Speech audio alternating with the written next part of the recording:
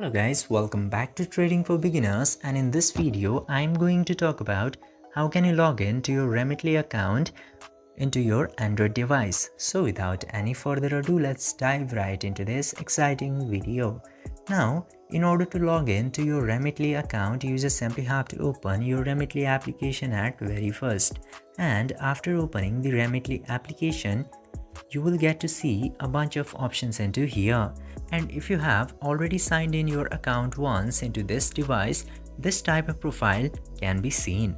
You just simply have to tap to sign in now, and it will lead you to your browser, where you just simply have to enter your account password, and after entering the account password, just simply tap to login, and this way you can very easily log in to your Remitly account into your device. I hope this video was informative for you.